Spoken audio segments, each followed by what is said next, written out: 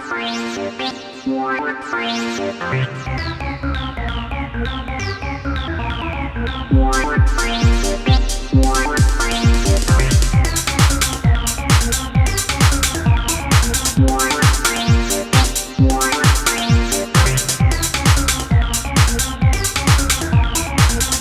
like these guys. They're funny guys.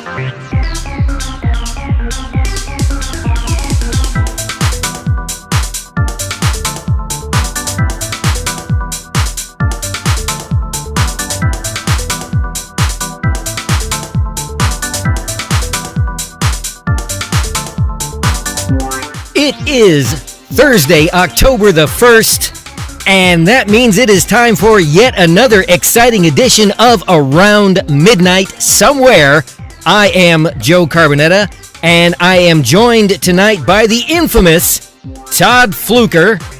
Todd, how are you doing tonight? Oh man, that music is awesome, right? Well, we like to think so anyway. Anyway, what was I saying? Oh, I was saying that it is Thursday, October the 1st, and Chevelle Devine, he's not joining us tonight. It's his night off. He gets lots of nights off. You ever notice that, Todd? It's you and I are here consistently, and CJ takes every other Thursday off. Yeah, when do we get a night off? I don't know. I was just thinking that myself. You know, we totally need to get a night off ourselves. Like I said, we are live. Yeah, because this is so rough.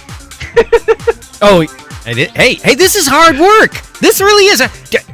Don't ruin the illusion, Todd. Come on. I mean, I work pretty darn hard over here. I don't know what you're doing. Hold on. Let me do some work. Clickety clack, clack, clack. Okay. Anyway, so if you want to join our conversation tonight, you can call us at area code 951-356-6882. That's 951-356-6882. The phone lines are open all through the show. You can call us anytime, join the conversation. You can also reach out to us and send us a line anytime, anywhere at mixified@gmail.com. You know, we actually haven't gotten a letter from anybody in a little while now. I read the letters that we had accumulated last time. That was about a month and a half ago or something, I guess, and we haven't gotten anything since then. Oh my God, Joe, are you serious? What? Calling them letters? Okay, emails, messages, whatever you want to call them. Just drop us a line somehow. It would be great. We're lonely over here. Yeah, shoot Chevelle a message. That's it. Shoot Chevelle a message, a text or something. Speaking of which, you can always tweet us. I am at Joe Carbonetta, and Todd is at Todd Fluker, and Chevelle is at Chevelle Devine. So there's a million ways. Todd, can't they get a hold of us on Facebook and a few other things too? Why don't you give them all the gory details? Yeah, you can email us. You can send us a letter, apparently, at mixified@gmail.com. And, you can send us a instant letter on Twitters. Yeah. And you can send us a text letter at our Mixified phone number. Yeah, but 951. I wanted you to tell them about liking us on Facebook or something. You know, come on. I mean, you can send us a Facebook letter on the Facebook group. Facebook.com/Mixified, probably. I don't know. You're not helping us here, Todd. I mean, I thought you are supposed to be the director of social media. I thought you had all this stuff under control. Oh, never mind. I can see what the problem is right now. Okay. What? Anyway, you can get to us on Facebook. You can always join the chat on YouTube. Gosh, how many other ways are there to get a hold of us? I mean, there's like a million ways that you can reach out. Nobody and find cares. Us. Oh, you know what? We're also available on SoundCloud and Mixcloud. So check us out somewhere, please. Anyway. All right. Yvette's jumping in on the YouTube chat. She says you guys need to change that music. LOL. Oh. Yvette, why does there are like two people who don't like the music. I forget who it was that said it well, never mind. I won't say what they said it sounded like. But now Yvette's joining the Yvette, if you can write us some new music, I'm all for it. Send it to us at mixified@gmail.com. We'll be happy to use it.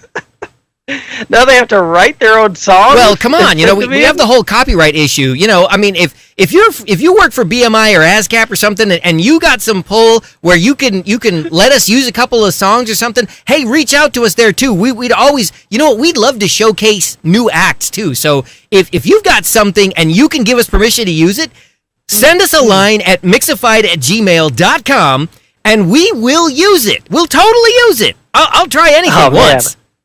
I gotta start tweeting at some of my favorite ska bands. Oh man, that would be so sweet. That would be and awesome. Everybody's locked down right now. They might do it. Yeah, well, yeah. Any any publicity is good publicity. Yeah. If I could prove that it was more than just Yvette watching the show, and that they would get the slightest bit of exposure. Oh man! There you go. So see, if you've got some music that you can let us use, you can drop us a line at mixifyd@gmail.com, or you can call, and you can always leave a message even if somebody doesn't answer the phone. So the number is there 24 hours a day, 7 days a week. Call in 951-356-6882, and if you've got the rights to some music and you want us to use it on our show, we will do it. We will happily do it. We'll give you a guest spot on an episode. Maybe two. If it's really good, you never can tell. We might make it a permanent thing. Anyway. All right. Enough of that. So Joe. Yeah. Are you going to go somewhere and vote in person? Well, you know what? I had just signed up for mail-in ballots before COVID happened, right? And according to COVID now, everybody's getting a mail-in ballot. So I'm going to send in my mail-in ballot, and then I'll probably go and vote too, just so I can make sure I double or triple or quadruple vote against Trump. Yeah, I'm all for that. Wait, but that might actually end up screwing you. What if they start seeing multiple votes from this one person and they throw them all out? They're like, we don't know which one's real. I got a plan for that. I'm going to change one letter in one of my names on every one of those, so maybe I'll spell my first name Joseph or something, it's like that way it won't be the same. Just put Joe on one and Joseph on another. There you go. Giuseppe, I could use that one, Jose, maybe Jose. Yeah, I don't know. No, I don't. I'm not afraid to go in and cast my ballot. And I've begun thinking maybe I actually will go in and vote, even though I was really jazzed about the idea of being able to do it from my home, COVID and all. But thanks to Trump's plan to sabotage the mail, I'm thinking I may actually go in and vote. Oh yeah, Trump's plan. Yeah, Trump's been doing everything he can to try to, delegitimize this whole election. But yeah, he's he might actually do it. Oh, well, what's your plan as far as voting goes? What's your I have heard specifically some people say that they are planning to vote by mail, that you can get the ballot in the mail, but then you can take it to your local polling place and drop it off. Yeah. I think there was another place they said you could take it to, and I was trying to look. There's actually a website, vote.org. Pennsylvania Avenue, and drop it right off on the White House's front lawn. All the information you need. Yeah. It's got all the information you need, and it probably says on here somewhere, but I'm just, too distracted to look and see where you could actually go. But yeah, you can actually, if you don't trust the mailbox, you can take that mail-in ballot and take it somewhere and hand it to a person. So that way you're sure your vote will be counted, or at least you could be more sure. I don't think you can be that sure in this day and age about much of anything. So wait, is that your plan? Is that what you're going to do? Yeah, it seems like the best way to handle it, to, get that ballot and go walk it into somebody. Yeah, it cuts out I assume you can just go and hand it in, cuts out the middleman. If there's a line, you shouldn't have to wait in a line or too much of a line, should work well. I want, historically we always get these stickers that say I voted. I want mine to say I voted against Trump. I voted for the other guy. I voted for anyone but Trump. Yeah, I want that. That's the sticker that I want. I'm sure somebody on Etsy is jumping all over that. So did you sit and watch the debate on God, Tuesday no. night? You didn't watch it? I got plenty of secondhand. Wait, what is it called? Information? Yeah, secondhand information from my wife. She watched the whole debate. Oh, wow. Really? Your wife, who actually came to this country and nationalized herself, watched, and you, a natural born citizen, and bred citizen, didn't. Wow, yes, Todd. My wife, the British citizen, former British citizen, now an American national. And actually, we have Kelly on the YouTube chat. She's saying she could make you a shirt, Joe. Oh, saying that. That would be awesome. I would totally wear that. Can you make it front and back so that nobody can miss it? Maybe a matching hat?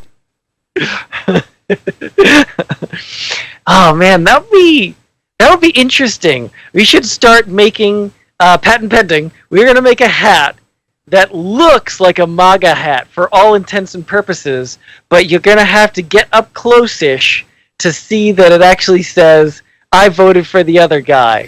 Or what does it say? It says, make America great again. So it has to be 4 words. I voted for the other. Yeah. It's gotta look like from a distance, like it says MAGA. And then somebody's going to be like, what the ifs? And they're going to come up to you, and then they're going to read it. And then it's going to say something, humorous. Huh. Well, Patent pending. Yeah, I don't know. That almost sounds like that might get you jumped in a dark alley. I don't know, Todd. You might want to take out some liability insurance before you sell that one. Well, Nikki says she watched the debate and it was absurd. It was really, really sad. Sad is putting it politely. There was actually and I'm trying to remember the exact quote. There was a journalist who, after the debate, said it was like watching a dumpster fire inside a train wreck, inside or something like that, inside something else. It was like 3 levels of awful.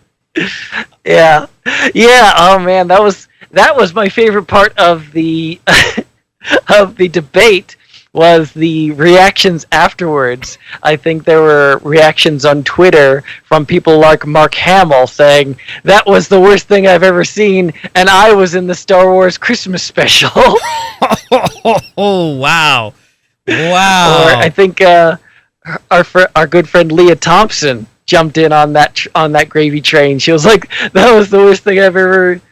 She said, like... That was the worst thing I've ever seen, and I was in Howard the Duck, or I made out with a duck, or something. Oh, yeah, right. Well, no, that was a bad movie. Yeah, it was pretty bad. Yeah. I was sad to see Biden get pulled down, because he really did. At some points, he got dragged right down by Trump to Trump's level. And on the other hand, at the same time, I couldn't help but chuckle when he referred to Trump as a clown and told him to just shut up. I mean, those were both highs and lows simultaneously. But is that what I feel like some people would agree with him and say, yeah, he stood up to Trump?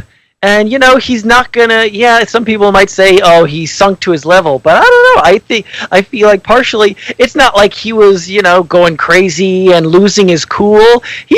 He was very controlled from what I saw. And he was trying to control the situation. But yeah, Trump was trying to make it a circus at every turn, not letting anyone finish their sentences, not letting the moderators finish their questions. Did you hear and everything like that? He stood up at a press conference afterward and said he was debating 2 people because he was debating both Joe Biden and the moderator. I suddenly can't think of his name, but I couldn't believe that he would actually sit there and say that. Chris Wallace. That's who. Yeah. He said he was debating Chris Wallace and Joe Biden. No, he wasn't. Chris Wallace was trying to moderate a discussion, and Trump actually was acting like a 6-year-old in a sandbox. Yeah. But I mean, can't we expect that's what he's gonna do? That's what he always does. I mean, yeah, we got Kelly on the YouTube chat again. She says, she watched the whole thing and it wasn't sad to her. She said it made her angry. Well, yeah, it did that, and after I got over being angry, I was just sad because I realized that we have sunk to an all-time low, and while I was sitting at home watching this debate and becoming infuriated, the rest of the world was laughing at us. And justifiably so.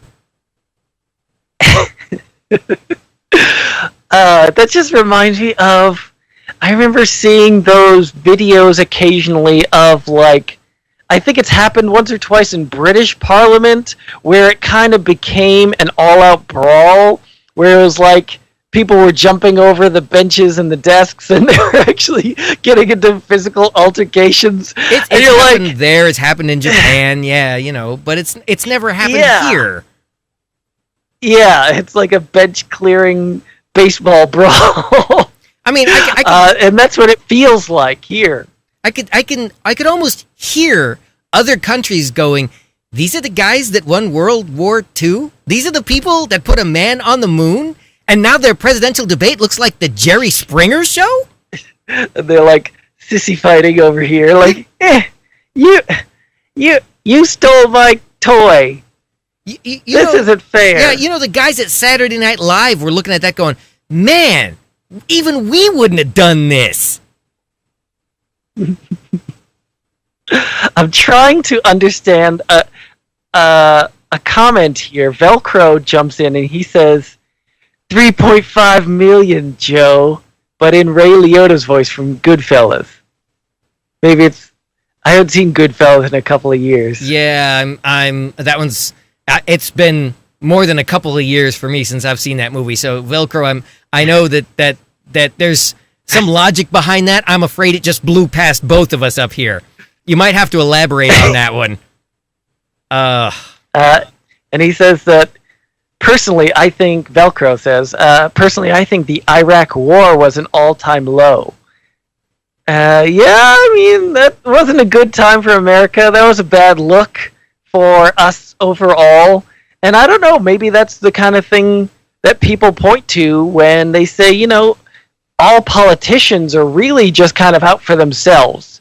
Bush needed an excuse to go into Iraq and start this conflict, so, they said the WMDs were there, and they went in and did something about it. Was it right?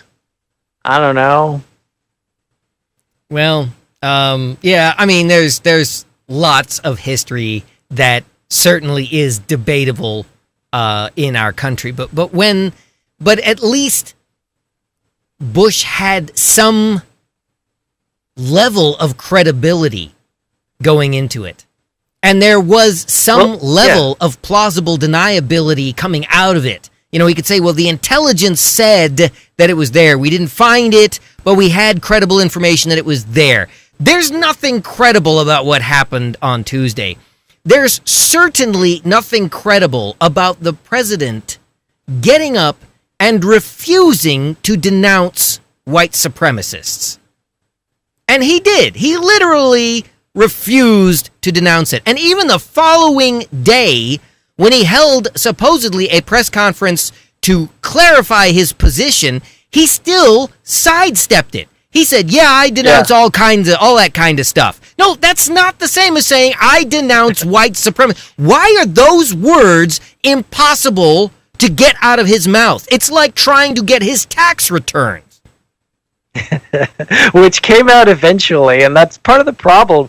The cover-up is worse than the crime. But I mean, I think he's feeling the sting of the whole thing now. I'm seeing headlines talking about Biden widens lead to double digits after Trump fails to disavow Proud Boys during debate. So, I mean, but, these, like Chevelle said last week, all this information, who knows what it actually means in the end? When Yeah, when we saw a lot of these same headlines about how much Trump was a joke, and now he's our president. So who knows? Polls are polls, and what people actually do behind closed doors may be different. Well, there's that wonderful old expression that goes, "Methinks thou doth protest too much." Trump has said for going on more than a year now that in fact, he said it for most of his administration that the elections are all rigged, that there's no way that he could lose unless somebody cheated. And at what point do you begin to say, you keep saying that if you lose, it's that somebody else cheated. Isn't it more likely that if you win, you cheated? That seems more like, especially in the wake of things like mailboxes disappearing and mail sorting machines going offline and stuff getting held up all over the place, and then not denouncing white supremacists and sitting there and making a mockery of a presidential election. How could you? There's no way you could justify if you won. I mean, if on at the November election, if they turn around and say Trump has won a second term, I'm going to think that he rigged it. Yeah, immediately. Yeah, that's what. And Nikki's jumping on the YouTube chat. She says Trump accuses others of what he's doing or trying to do, like cheating or trying to cheat on the elections. I mean, that's what you're saying. People assume other people are doing what they're thinking about doing. That's what they say about people in relationships. If I feel like if you're cheating, then you think your partner's probably cheating because I don't know, that's what you're doing. So yeah, you start to get paranoid, sensitive to those kind of issues. Paranoid. Yeah, paranoid. Yeah, exactly. And you start seeing signs where there might not be signs, and you're sort of making wild accusations about stuff like that. Yeah, these are the classic signs of the paranoia of a person who is trying to do these things and perhaps unsuccessfully. It's phony stuff. I don't know. It didn't happen. I mean, I'm seeing more headlines about in Texas. Texas governor limits ballot drop-off locations, and local offices vow to fight back. Yeah, let me guess. So it's a Republican, right? Because Texas is a red state. Yes. Yeah, it seems that way. Yeah. So yeah, they're once again trying to, limit the amount of ways that people can get their ballots in. Because not everybody has exactly the means to take a whole day off work, the means to, make a long drive to put in their ballot, all these things, it's going to limit the amount that are mostly blockers for less fortunate people. That they gotta work. They don't get the paid day off. They don't get I think most full-time jobs have to offer you a paid half day off. Something. I think that's, at least in California, I believe that's the law. Huh. Are you sure about that? I don't know about that. I think if you're a full-time worker in California, I think you are required to have time to go to the polls. And if you work a standard day in the daytime, I think you can take paid time off and go to the polls and cast your ballot. Assuming you have paid time off to take. No, well, I don't know. Yeah, you might want to look that one up. I'm clearly not up on my labor laws. What the hell are you talking about? Producer Nikki, look that up. I'm sure you can get paid time off to go cast your ballot, right? I'm glad that Nikki's actually watching the show tonight. We're working on a special episode that we might be able to pull it off as early as next week. So Nikki, you got to be with us next Thursday for sure.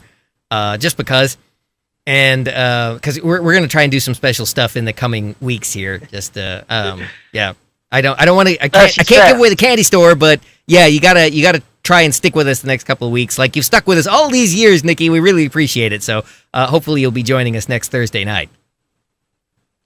All right, here we go. Good old Nikki, she comes through. All right. The California Elections Code, Section 14001 requires employers to post a notice to employees advising them of provisions for taking paid leave for the purpose of voting in statewide elections. Employees are eligible for paid time off for the purpose of voting only if they do not have sufficient time outside of working hours to vote. The intent of the law is to provide an opportunity to vote to workers who would not be able to because of their jobs. So yeah, it doesn't specify, that they're going to give you extra time off, but you can take paid time. Well, what they're if you saying want is to go vote. If the time that you can vote falls within only the time that you work, then they have to give you some time off. If you can get off of your normal shift and then go and vote, you're not eligible for time off. So you're only half right, yeah. Todd. You kind of have you have half of it there, but it's not the whole story. Anyway, I mean, one way or the other, you can make it so that you can go vote. Yeah, I think the takeaway from this is go vote, please. Yeah, I wonder if that is there anything about that being full-time versus part-time? But yeah, Lugene's also jumping in on the YouTube chats. He says, Hey guys, so we're discussing the election that Cheeto is trying to hijack? Yep, that's pretty much that works on so many levels. Of the day. Calling him Cheeto, that works on so many levels. As a cheater, as somebody the color of a Cheeto. Yeah, that works. That really does. I like that one, Lugene. We totally gotta keep that one going. That's that one deserves call him exclusively by Cheeto. Yeah, now. We're gonna call him Cheeto. Oh, that's excellent. Anyway, so so back to the debates. For me, as I say, the highlights and the lowlights were things like calling him a clown. That was fantastic. Interestingly enough, there were also several people that analyzed the debates afterward, and they talked about the number of times that Trump interrupted Biden. And I heard several different estimates of how many, ranging from a minimum of about 73 all the way up to about 140 times. So I guess it depends on what you count as an interruption. But yeah, by some estimates, he interrupted Biden 140 times in the course of that 90 minutes.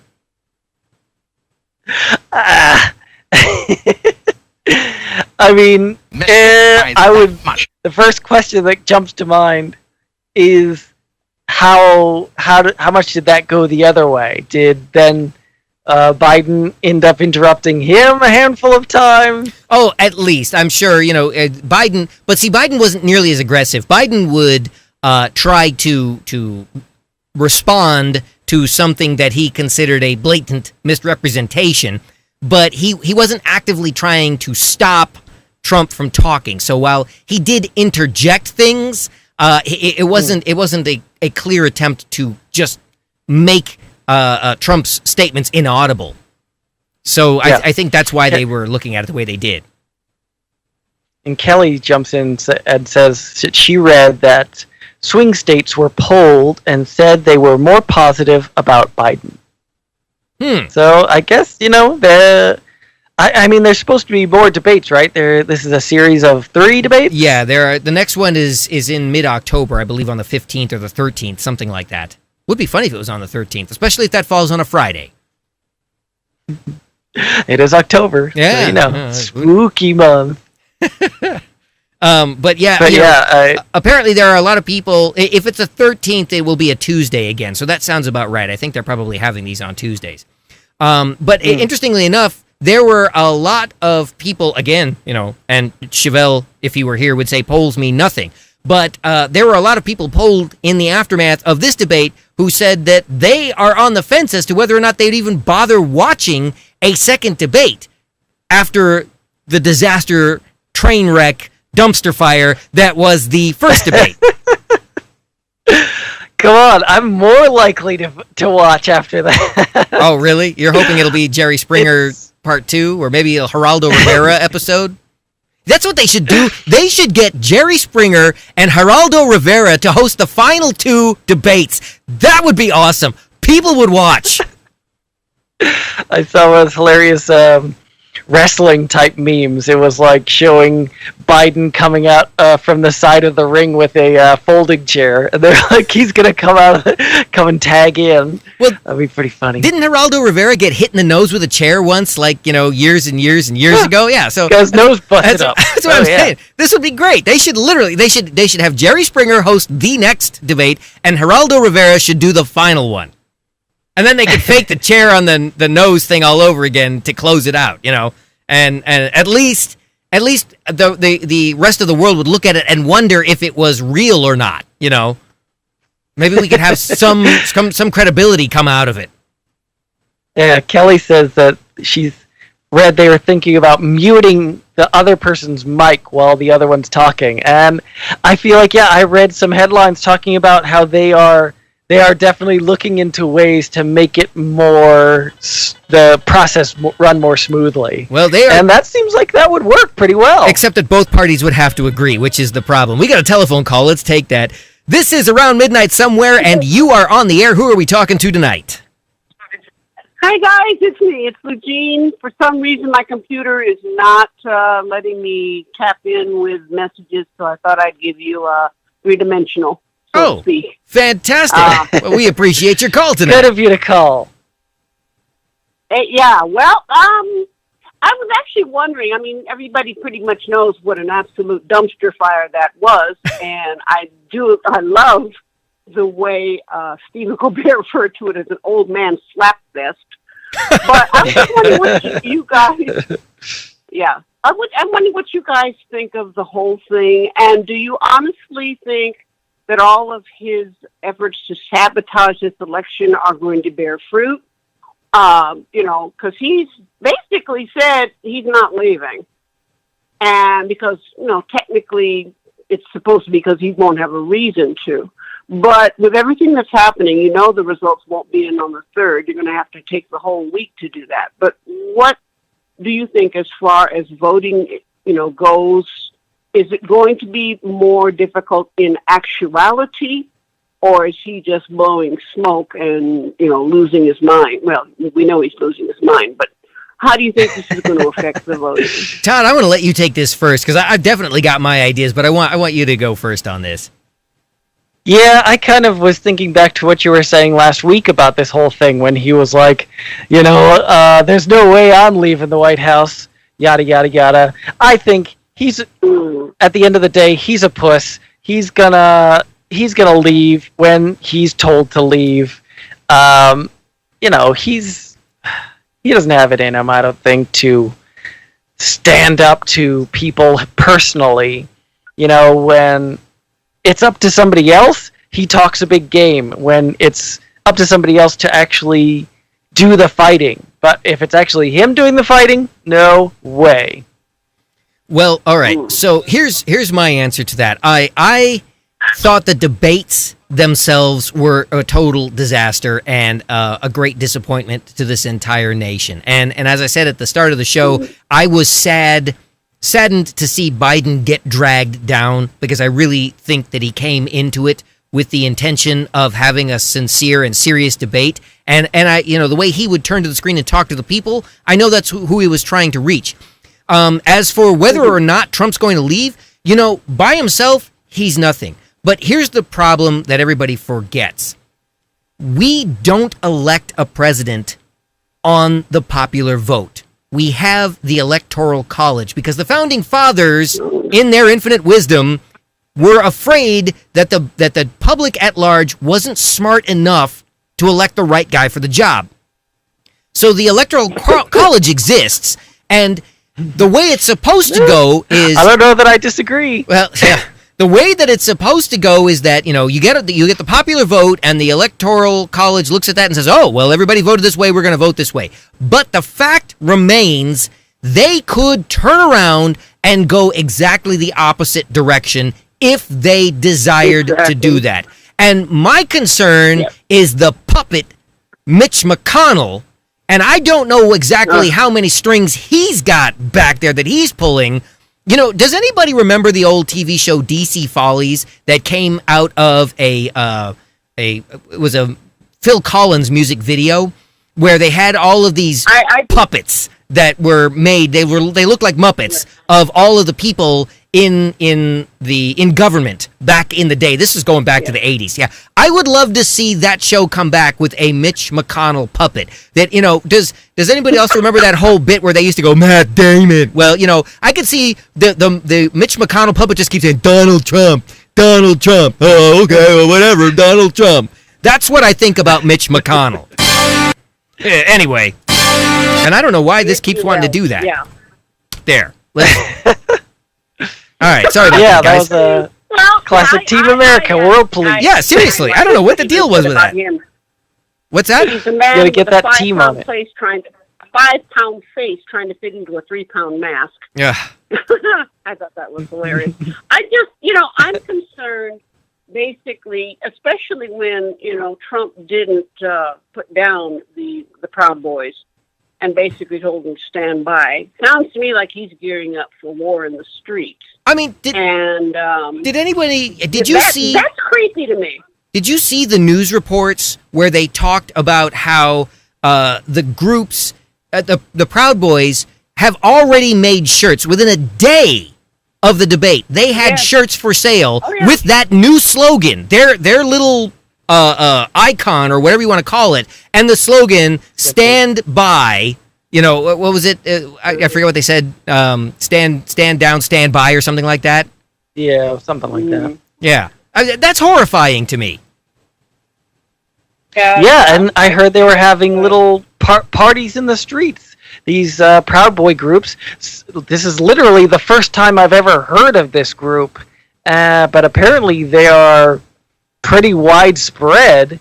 And man, it is crazy that these people exist in the first place in this day and age. But yeah, they seem to have mobilized pretty quickly. Yeah. Oh yeah, they're very organized. That in itself, they're more organized than the White House is. And I intend to vote. That's not a problem for me. But my kids and friends of mine are like, they're stocking up on food and stuff and planning on hunkering down in the middle of an election. And I'm thinking that's about as dictator as you can get. So, I ask everybody I know, basically, what do you think is the probable outcome of this? Because you've got a man saying, I'm not going anywhere, basically because I don't need to. And then, I don't know if you guys saw how Biden took one of his slogans and said, I'm Joe Biden, I approve this message. When Trump said, if I don't win this election, you won't see me. I won't have anything to say. And I thought, well, that's a rather inane thing to say. But I think what he means is I got to go into hiding because there's an awful lot of stuff after me. And Joe Biden came back and said, I'm Joe Biden, I approve of this message, which was funny to some, and it was totally over the heads of others. But, as in the age demographic where apparently you start losing your mind, I'm just wondering what you guys think. And, I'm sure you're going to vote. Joe, I know you're going to. I'm not sure what Chavelle's going to do. So, somebody send him some cookies and hope for the best. But, this is the first time we've ever seen somebody as close to a Hitler-like dictator in power and nobody doing anything to stop it. Yeah. People are distancing themselves. They're abandoning ship. They're dropping out. His campaign manager went to the hospital, and so there are people discreetly abandoning ship like the rats on the Titanic. Is that going to change anything? Did you hear the report that the number one Google search after the debate, after the presidential debate on Tuesday, was about moving to Canada? That's not a joke. I wish I could say that was a joke, but that is real. That was the number one Google search immediately following the debate was moving to Canada. Yeah. People said it when Trump was elected. Now they actually mean it. and I want to say one other thing. Here's another thing that I found interesting or that I want to put in everybody's back burner. There were a lot of the analysts following the debate that, talked about Trump's unwillingness to denounce the white supremacists and his in constant interruptions and his basically childlike behavior. But on the flip side of that, they pointed to the numerous times that Joe Biden seemed to stumble over his words, and obviously he was trying to collect his thoughts and put them together in a coherent sentence. And so there are those who, again, raise the question, are we dealing with someone who may not be the sharpest tool in the shed anymore? That's not to say that he's unintelligent. It's that maybe his advanced years should be cause for concern. To that I say, we've been down that road once before already, in case anybody forgot the prosperous 80s. We had President Reagan serve 2 terms. It has since come to light that it may very well have been the case that at least in the second half of his second term, he was already beginning to suffer some of the effects of losing some of his cognitive skills in his advanced years. The fact is, he was an intelligent leader who surrounded himself with intelligent people to help him make the decisions. Because even the most, the most cognitive president has to have people help making the important decisions. They need advisors. There are people in charge of various things. The nation ran just fine with Reagan, even if, in fact, he was beginning to suffer from Alzheimer's the second half of his second term. I would rather have a well-intentioned, intelligent man who might not, have all of his cognitive skills, but has the wherewithal to surround himself with good people, over a basically open white supremacist whose half of his staff has been arrested for various crooked dealings any day of the week. Yeah, seriously. I know the YouTube chat is going crazy. Kelly's saying, that Biden mostly talked to the camera because there was no point in talking to that idiot Cheeto. And, Nikki's just agreeing that these Proud Boys are horrible, horrible people. And Nikki's saying if people are surprised that Trump has some link to racist groups and they haven't been paying attention, wasn't his father literally involved with the KKK? Oh yeah. Yeah, this is just something that people just don't want to pay attention. People want to be spoon-fed their answers. People want to put a person in office and have them make all the hard decisions for them. And I get that. But at a certain point, when this guy turns out to be this much of a disaster, people have to... I don't know why it is people have so much pride in their decision. They're just like wanting to stick to their guns. This is our guy. We're going to stay on the horse that took us to the ball, or whatever the saying is. Ditch this clown. He is an idiot and an asshole. Why? Oh my goodness! We sticking with this guy? I guess. What's that? I guess it's because the idiots have a king now, so let him speak to the people. And this is whole, like, for instance, all this race stuff going back and forth. Does he actually want to see civil war in the streets? I believe that he does. Entertainment for him? Will he get something out of it if people are shooting each other? I mean, he's gone to states not to console the families of the victims, but to basically congratulate the people who did the shooting. And I just wondering, everything he does seems like he is waiting for this powder keg to blow up to either get some sort of reaffirmation that what he was doing was the right thing, or if nothing else, to just sit back with popcorn and say, look at what I've done. I don't... Well, I don't get feel like that. I've seen some theories about the whole COVID mess, about how he kind of was covering up how dangerous it was, and how disproportionately this whole thing is affecting minorities and lower class groups, and that's mostly Latino and black. The black community, they're getting hit pretty hard, and yeah, if people start shooting in the streets, do you think it's going to be people in double gated communities that are going to get hurt for the most part? No, I don't. Yeah. Because I live in a gated community. It's not a secure facility. It's just a gated community. But I mean, the things when the riot first broke out, right after Glen was closed, they were rioting up on Foothill near. I don't know if you guys are familiar with Victoria Gardens, but there's a riot that started up there, and it was going down Foothill.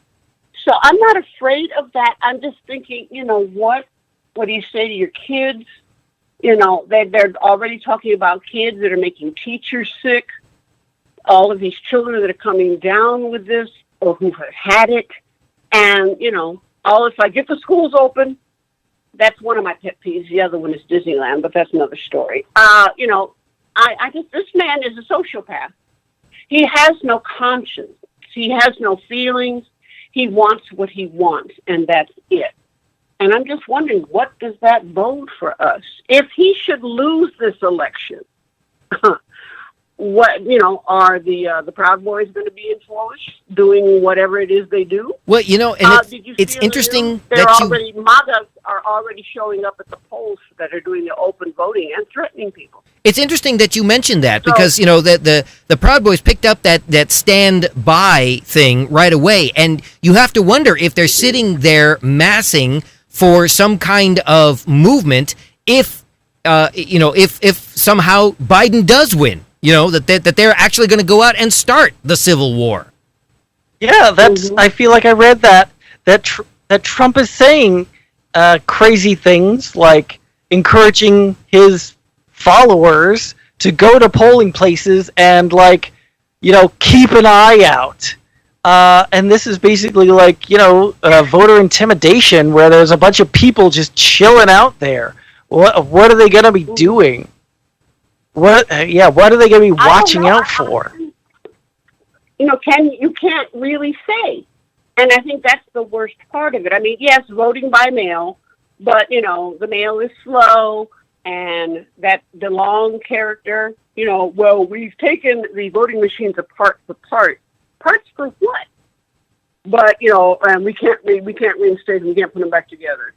The MAGA, this was in Virginia, actually, were showing up for early voting, and they were threatening people. They had to call security on them. Nobody got shot or anything, but they're threatening them unless you're smiling and saying, "Oh yeah, I'm with Cheeto all the way." And if you call them Cheeto, they know different. So Trump is let's make America whatever it is again. But I'm thinking I haven't heard stories like that since the '60s. And I know that's before your time, and I was just a kid at the time. But, threatening people at polling places. And if the cops show up, and then what? They're gonna deal with these people that are interrupting, or they're gonna shoot people. And the voters by that. I mean, it's something that makes you wonder. I don't know if he's trying to keep people from voting, or if, this is, you guys are a younger demographic. I'm older. I figure, whatever. Somebody's going to get in to screw things up. But as men in your age range with children, things to think about, are you concerned about voting? Are you concerned about what's going to go on in the streets? I've kind of lived through the 60s. I was born in the 50s, but I remember. I remember when Rodney King was beaten and the things that went on there. And this is just, it's kind of terrifying. So I just wanted to see if you guys had basically a spread on this as far as you honestly think this man is capable of doing what he's trying to do. Is it a bigger deal than it has to be? Or is it something we really need to be concerned about? As far as I'm concerned, I've already resigned myself for this idiot to be in power for another 4 years. It isn't Wow. something I want, but I if he does steal this election, if it does go down that, I'm already prepared for that. And, it's not something I'm proud of. It's just a survival thing. But if he doesn't win, what's going to happen? And, people that are talking about, yes, I'm going to vote no matter what. So am I. But that doesn't mean that I'm comfortable with this whole thing, because we've never seen a dictator come to power in this country.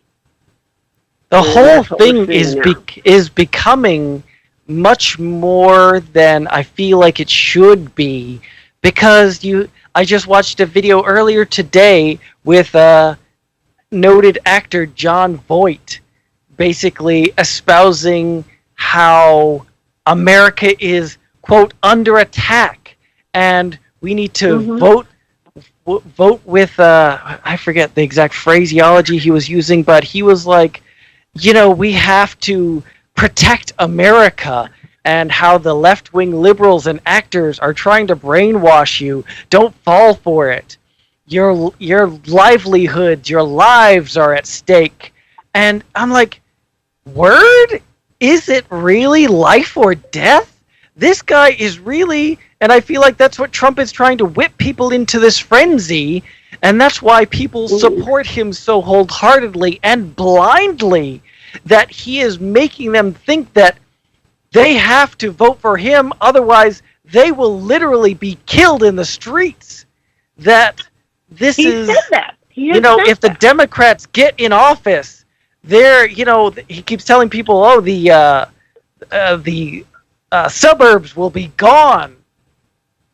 Yeah, what that's does that kind of mean? funny considering Trump is spearheading the movement to destroy the middle class. Yeah, exactly. He says one thing and does another, but these people don't actually look at the facts. I'm probably one of them. I don't look at every fact to actually know for myself. I read all the headlines, and I don't claim to be educated on any of this stuff. But man, it is just becoming such a strong issue that people feel like their lives are at stake. And that's why they're fighting so hard on this thing. I don't see the point. So I'm assuming Who the you president don't is think isn't he going to did that. affect me really as much. Well, I want to say that, but man, you want to tell some people about how this isn't life or death, and then a bunch of people are going to point out how many people have died because of COVID. Well, because of Trump downplaying this whole thing. Yeah. It is life or death for some people. it is in some ways, I mean, it may not be the dire emergency that everybody, or that Trump would like to paint it to be, but the reality is that the longer Trump remains in office, the more damage is done to the foundation of our country. And it really is that dire on that level, because he's turning people against one another, and that damage will take probably a generation, if not two, to undo, and that's no exaggeration. You look at the things that have happened, and especially the idea that white supremacy. I mean, let's be realistic, okay? As much as we'd like to pretend that we took care of white supremacy a long time ago, we didn't. It's just been in the closet for a long time. But Trump has made these people, he's empowered them to feel like they don't have to be in the closet anymore. Now they're making t-shirts and selling them on Amazon. I mean, that's a problem in my book. Those people used to at least be afraid to let everybody else know what they thought. Now they're literally going out and driving around in the street telling everybody. Oh, yeah. Yeah. And that they are empowered. What would we think if you if walk Trump down the actually street comes with an down with assault rifle COVID? over I'm just your looking at shoulder. the breaking news, Joe. Uh-oh. All right, here we go. Trump's aide, Hope Hicks, contracts COVID virus. And now Trump to quarantine while waiting for his COVID-19 test result. Yeah, which he'll get in 30 minutes and it'll all be over. He never wears a mask anyway. Did you see at the debate that his family openly refused to wear masks? And, another thing that was funny, Biden's wife wore a mask through the entire proceeding. And at the end, both wives came up on stage. Biden's wife came up, gave him a huge hug, and actually took off her mask for a second to give him a kiss and all that. And what did Trump's wife do? She patted him on the shoulder. That was it.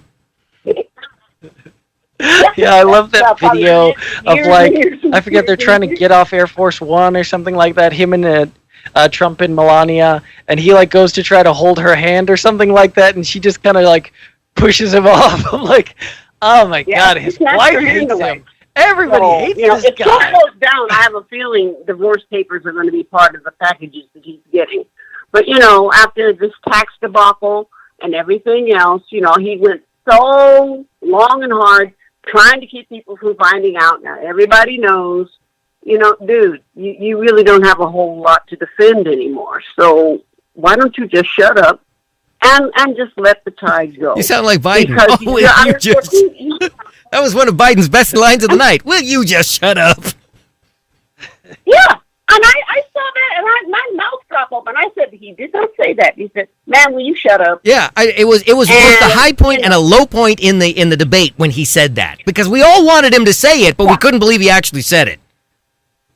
Because we were all yelling at the television. So again, this whole thing has become. People are so busy pointing out Trump's faults. It's kind of redundant. You really don't have to. We all know, but he's shown us he's shown his ass. I'm sorry. And yet there are people in this country wearing blinders who still can't see it. That's the part I just can't understand. Honey, not people, seeing it's when not his the taxes problem. came out, they're not blind. People just they're just it's like, have you read some of the signs these people make? They don't even know how to spell. And I'm sorry, I'm still trying to figure out why Yosemite and Thailand is allowed to pass from a man who supposedly has a college education. Oh yeah. Then there was that whole thing about don't use the word smart with me, and I was thinking, you're right, because you aren't. It'll go right over his head. But yeah, people with that whole taxes thing that came out, all of his supporters are like, oh, good on him. He's got a great accountant. I would do it too if I could, but and it people wouldn't work just trying if to everybody did it like him. Whatever, because everybody that man's hired, he's pretty much fired. So he hasn't got it down either. But the bottom line is November 3rd is going to come unless an asteroid hits us or something, and that's it. But this whole thing, I'm with you, Todd. Not every fact is checked, and what you see isn't necessarily what you're getting. This man is really big on distraction. But if you read the reports, his own people saying, "Dude, you are losing it. You are not going to win this thing." And he's telling everybody, "I'm not going anywhere." So, pick a side and pick a lie that you can live with. Well, that's about what it's down to. Even if he's not going anywhere, I'm afraid we have to. It's time for us to take a break. We are way overdue to take a break. So, Eugene, thank you so much for calling in. We appreciate it. I took up the show. I am sorry. No. We appreciate your call, and maybe you can call back again later if you can get through. Hopefully, we get some more calls too. But we really appreciate your call. Thanks for watching. Hope you're enjoying the show, and stick with us. Okay. Oh, you got it. To the bitter end. All right. Have a great night. And so this is, of course, around midnight. We will be back in just a couple of minutes. We'll be back right after this.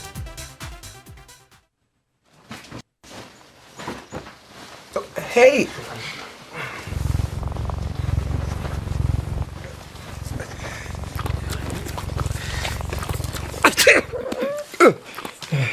Okay.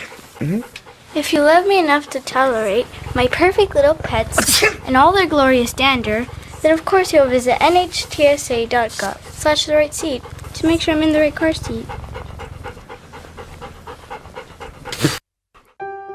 America's veterans are more than a source of pride. They're a source of strength. When our veterans thrive, our communities thrive. With your support, our veterans can get career and education opportunities as well as benefits they've earned. Hi, I'm Congressmember Judy Chu. Join me in thanking our nation's veterans. They've given so much. Find out how you can support veterans in our community. This message brought to you by the National Association of Broadcasters and this station. Most of my family, they never graduated high school or even let alone go to college, so I'm trying to break that barrier. Every day after work, went straight to school, studied hard, and it paid off. I could not have done it alone. I see the future is really bright for me. The high school diploma is just added to the confidence, and now I feel unstoppable. Find free adult education classes near you at finishyourdiploma.org.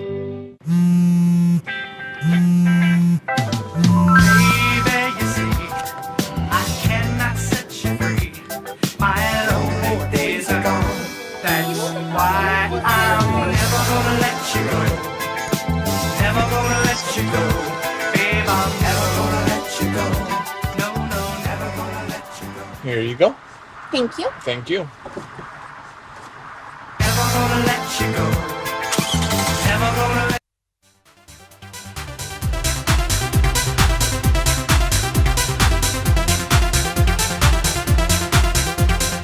All right, we are back right here. This is Around Midnight Somewhere. Again, I am Joe Carbonetta, joining you on Thursday, October the 1st, 2020. If you're watching tonight, you can give us a call. We are live. I am joined by Todd Fluker, the always dancing Todd Fluker. And he's having a good old time. He's usually singing along with the music, too. I think he makes up his own words, is what I understood him to say at least once. You know, Todd, well, actually, you know what? Before I even go there, let me jump back in here and say one other thing. I would be remiss if I didn't point out that Malibu Film Festival's films, charity events, and special programs continue to evolve in support of the arts in your community, and you can help. Check them out at MalibuFilmFestival.com. That's MalibuFilmFestival.com.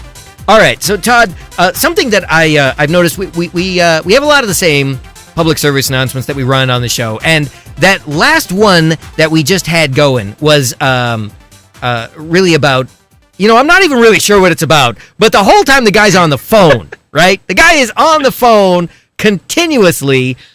Clearly he's married. Yeah. Which is kind of a catchy tune, by the way. It's sort of a catchy tune, but his wife is in. What I assume is his wife. They're married. There's a scene of them sleeping at night together, and she's got to take the phone out of his hand. I'm thinking to myself, that is one incredible woman in that whole thing, because, you know, that she puts up with him just being on the phone all the time. I'm surprised she just hasn't picked up, filed for divorce, and gone someplace else. No, instead, she dutifully takes the phone from him. Hand out of his hand, that phone out of his hand. Yeah, no, seriously. Instead, she dutifully takes the phone away from him so he doesn't kill them both in the car, you know, and she makes sure he goes to sleep at night and all these things. That's really one incredible woman right there. I mean, obviously, he needs to make sure that he gets her a really, really big diamond ring or something. I'm just saying, you know, just a thought. They're not married, then he needs to put a ring on it. Yeah, there. Anyway, so, you know, another observation, something I wanted to point out, our caller, Lugene, that we had just gotten through talking to before the break, had brought up Trump's taxes. And again, you know, it's come to light now, and he can deny it all he wants. He did again in the debates, where he was asked about releasing his tax returns, and again he said, well, yeah, you'll see them as soon as they're done being audited, which is the biggest crock anyone has ever said.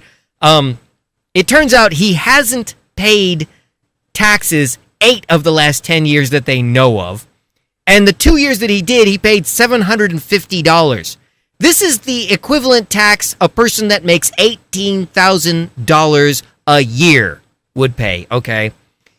So, and his argument is, oh, well, you know, I'm playing the system. I'm getting all the deductions. Okay, he's getting all the deductions. Let's stop this train for just a second and say, for the sake of discussion, that he's literally just taking advantage of every loophole there is in the system. if that's the case, he's doing it because, and even he has suggested, that he's claiming losses that exceed the amount of money that he's made. All right, let's think about this, kids, for just a second. If you've got all these businesses and every one of them's a loser, what does that say about you and your business acumen? All right?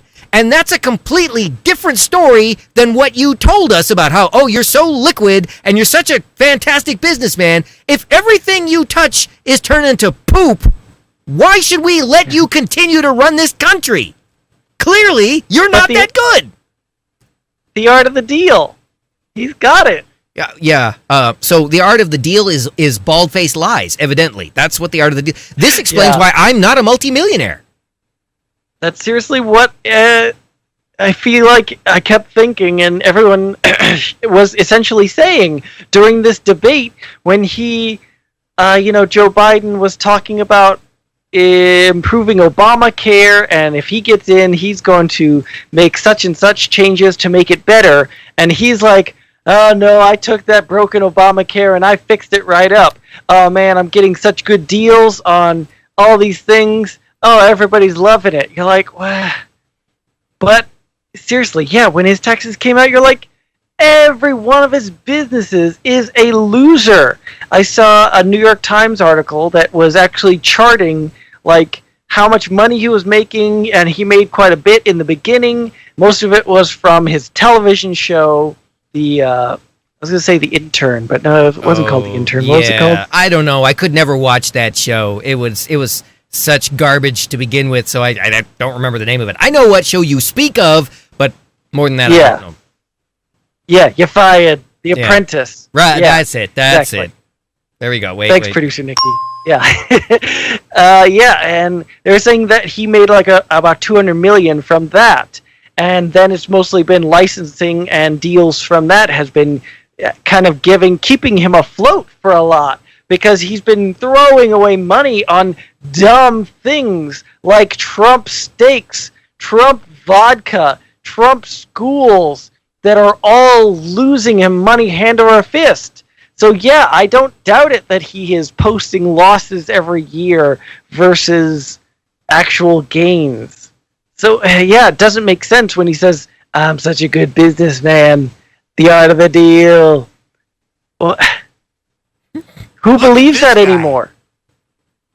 Apparently, a lot of people do. Which again is going back to the question that caller Lugene asked: is should we be concerned? Yes, I really think we should be concerned because somehow he has pulled the greatest con job ever. He has snowed a good portion of this country, and they stand with him still.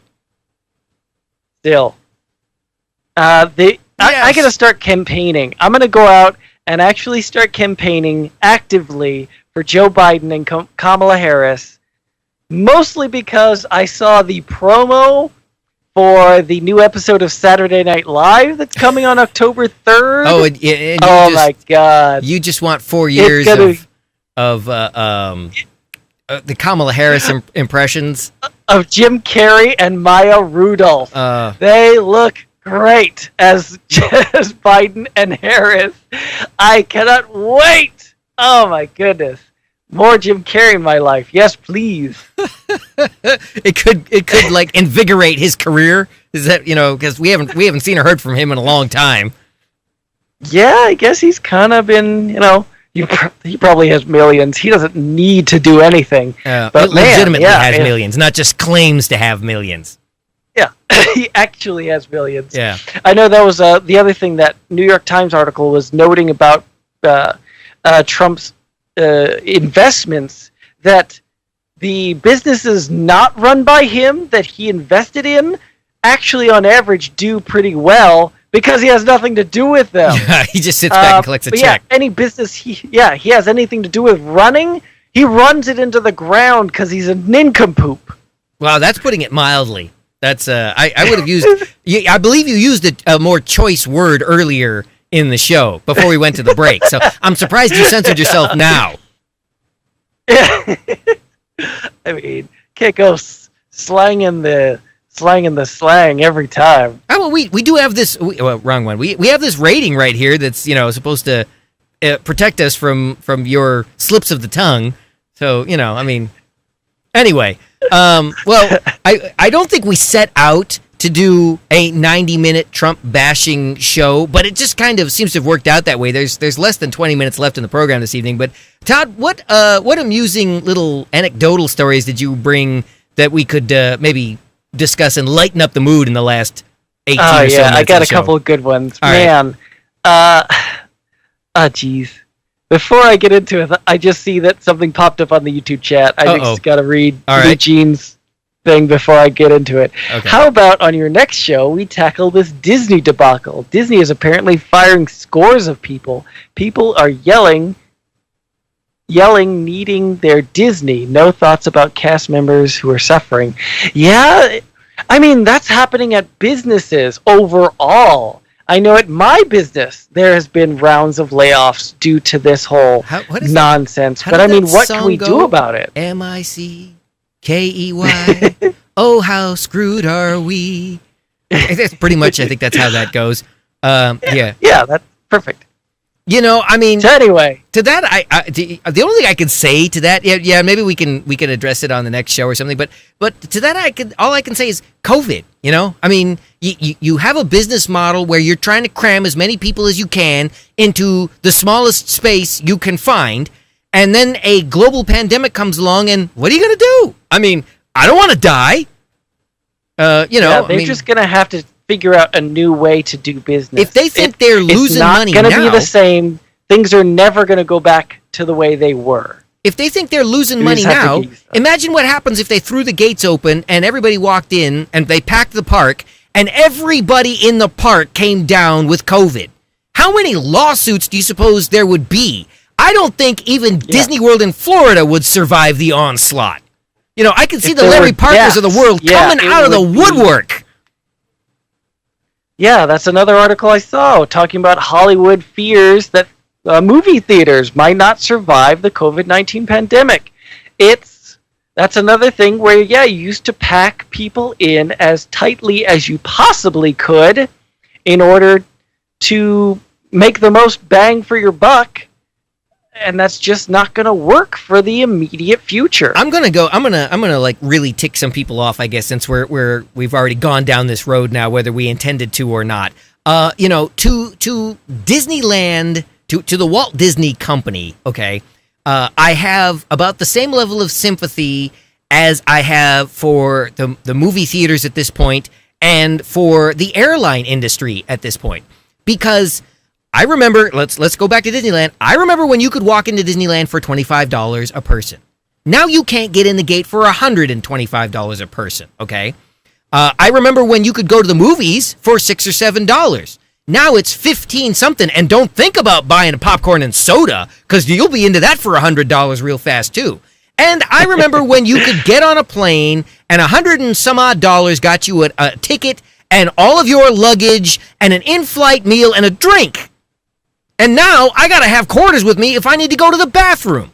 I'm not feeling bad for these industries. I'm not. You guys have been raking me over the coals for the last 20-some odd years. Let's take the airline industry again for an example. Remember when they panicked and they started charging us baggage fees because gasoline prices had spiked so badly? Well, guess what? Gas prices dropped 5 years ago.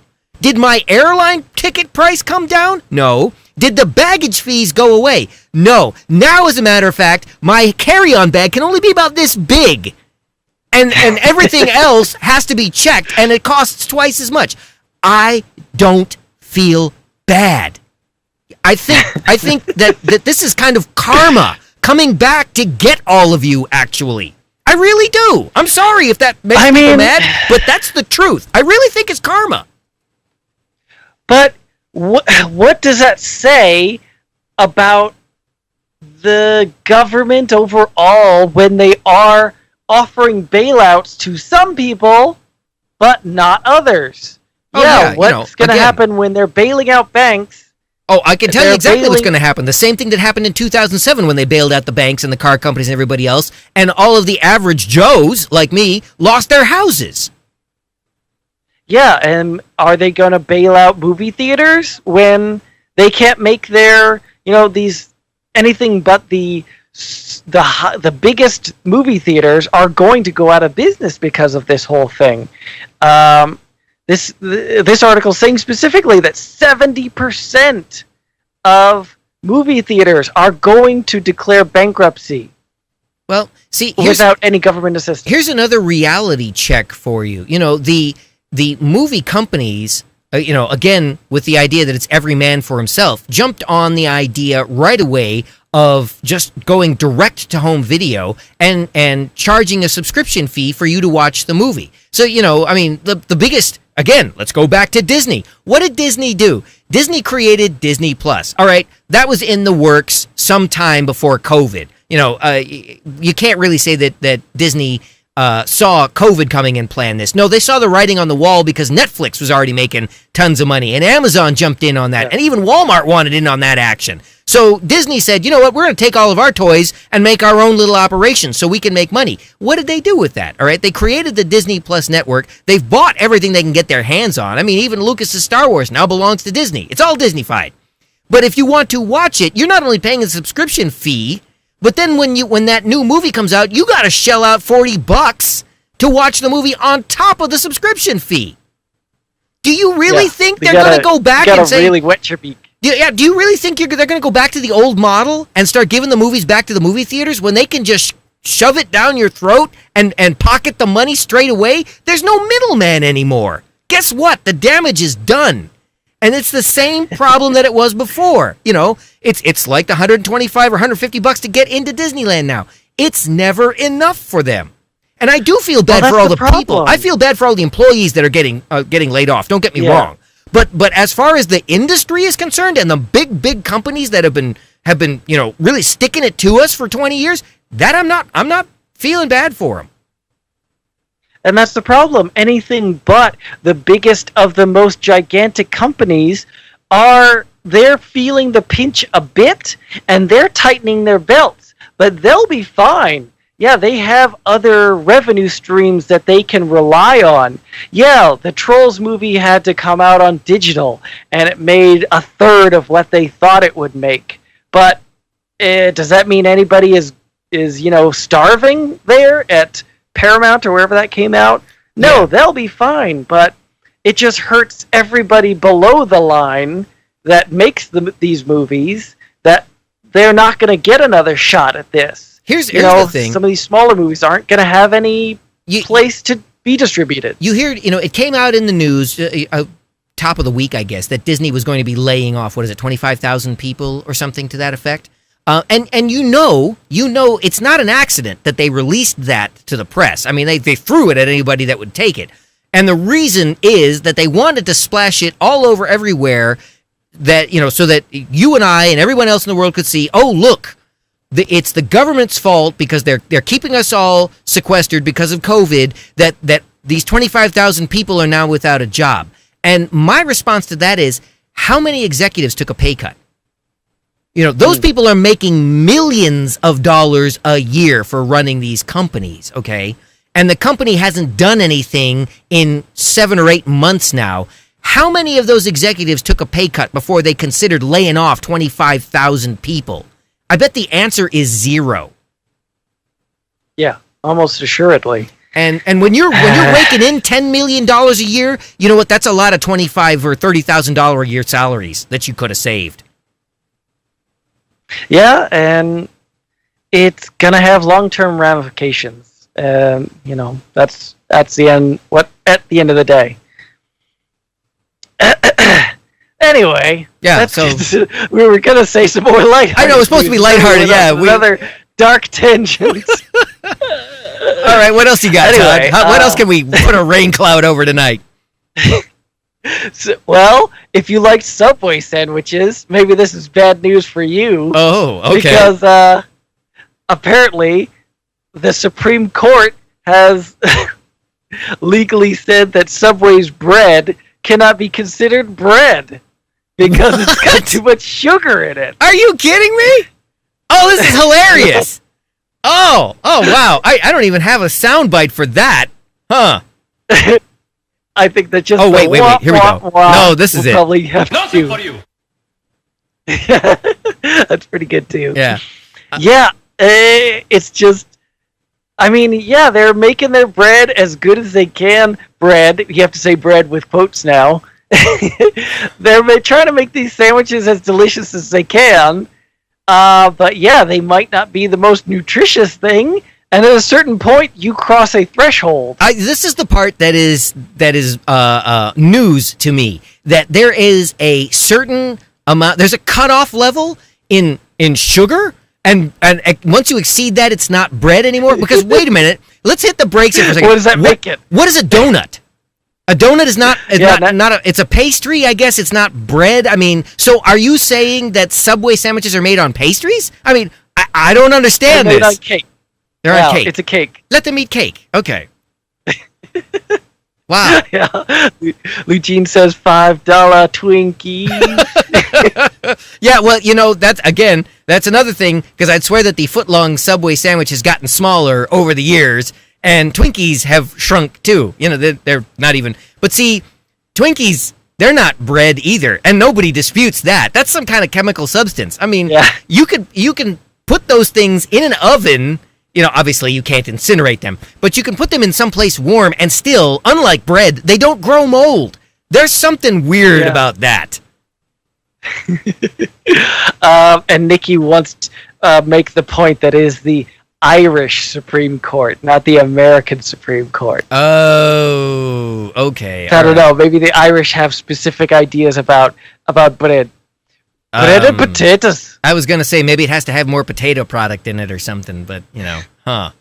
No, for that one we get the... Huh. Well... Oh, man. I got to get this other one in... Well, wait, before you do that, though, before you do that, do you ever feel like Nikki's just running around behind you fact-checking your fact-checking? I mean, if you call what I do fact-checking, which is a very loose sense of the term, yes, I need someone fact-checking my facts, because I'm mostly just reading headlines. Okay. Go! All right, go ahead. What was your next? Next story, breaking news. Oh, here we go. Gotta have this thing ready. The Ring doorbell has come out with a home drone. Oh, I think it just crashed into one of the windows. Yeah, this headline at spectrum.org. I don't know what this is. Never heard of this website, but it seems skeptical about the actual utility of a security drone. They're saying, why would you have a drone versus just a security camera? What's the benefit?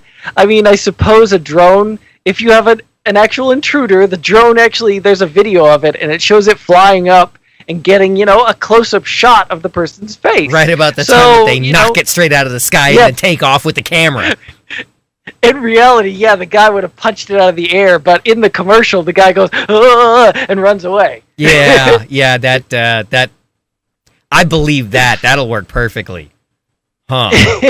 That sounds like a very expensive option. And what happens if it runs out of batteries and lands on somebody and then they sue you over it, I mean, it's not constantly airborne. It just stay aloft. It sits in a little, cradle.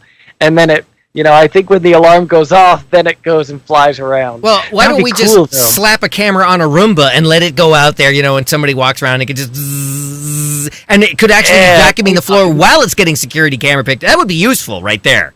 Yeah, that's a win-win right there. Yeah. They probably do have cameras on those Roombas already. Just like how Alexa's always listening to you. Stop listening, Alexa. I don't have one of those. I refuse to get one of those. Yeah, I don't know. That in my kids' distance learning class, they actually have an Alexa, a person named Alexa in that class. Oh my God, it's annoying. Yeah, that she's not going to have fun in her school career. I mean, that's unfortunate that in this day and age to have the name Alexa. Give that kid a nickname. Call him Lexi. Yeah, I guess so, right? Yeah, at least Siri is probably not a name you're likely to run across, I guess. Yeah. And nobody remembers the name of the Microsoft personal assistant. Cortana? Cortana, that's it. Wow, you do remember it, huh? Because I can never remember that. Oh, I only remember that because that's based on the AI assistant that the Master Chief had from Halo. Oh, really? Yeah, from the Halo video I game. should have known that was there the would be name a of reason. his little AI buddy was named Cortana. Oh, so that's where Microsoft got the name from? They actually took it from Yeah, Halo? it's a nice bit of synergy with one of their products. Huh. Makes me even less inclined to use it now. Thanks for that bit of information, Todd. I appreciate it. Not that I used it anyway. I actually disabled it on my computer because I found it annoying to begin with, but, Yeah, I it's on my computer. I don't know why I would ever need to use it, but it's there. Whatever. Yeah, and I know the last time we asked it to do something, it was like... I'm sorry, Dave. I'm afraid I can't do that. And the next thing I know, I was locked out of my house. So, yeah, I got rid of all that stuff. Yeah, I wonder about that. If you have all those electronic locks, electronic, voice-enabled outlets and all those things, if you have like a smart house, what happens if the power goes out? Does it actually still have a key? What happens if it gets mad at you and it starts arguing with you about whether it'll unlock the door or turn on the device for you? No, I won't do that. Oh, Can you imagine a Trump AI? That would be... I feel like... No. It would just be, okay, hey, Trump, can you turn on the light for me? No. Well, I really... How about, Trump, can you unlock the door? I'm really rich. That's not what I asked, Trump.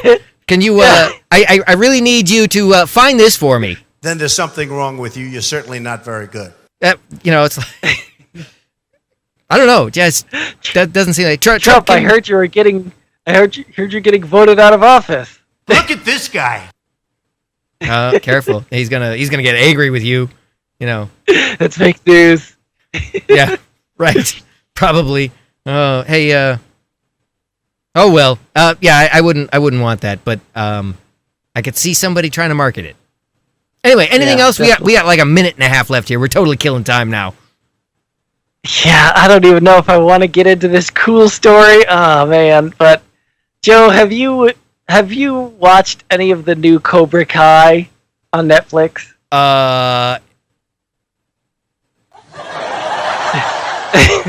No. Oh, you found it so hilarious that you did watch it? I haven't watched any of that. I'm sorry. No. Come on, it's based off of the great 80s movies. It's based on an 80s thing, right? You love that stuff. But I don't. Yeah, that one I wasn't feeling at all. You don't know? You want to know what Daniel-san and everybody's up to nowadays? Not really. No, I really don't. Good old Ralph Macchio, Elizabeth Shue. Huh. Nope. Martin Cove as Sensei Kreese. No, the actor I can't think of his name either, but the Pat Morita passed away years and years ago. He was the only one I would have cared about. So yeah, no. Yeah, unfortunately, I loved that show, but yeah, the headline just says there's a trailer that came out for season 3. FYI, Joe, it's a great show. They're actually into the 3rd season of this already. Oh my goodness. Yeah, I wouldn't have seen that coming. Watch it. I would not have seen that coming at all. I thought this was just season 1. I am waiting for season 3 of Stranger Things. Yeah, that's a pretty good show too. I got to catch up on that one. I think I've only seen the first 2 or 3 seasons, but there's like 4 now, right? No. Yeah, maybe there is. Maybe they're working on season 4. I don't know. Anyway, we are finally out of time, so we will have to come back next week. And like I said, we're going to try and come back with something really special. So, Nikki, if you're still watching, check us out next week. This has been Around Midnight. For myself, Joe Carbonetta, and Todd Fluker, you have a great night. Stay safe, wear a mask, and we will see you next week.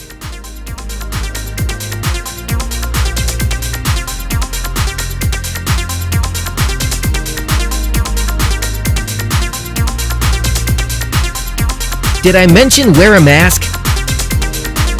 Wear one.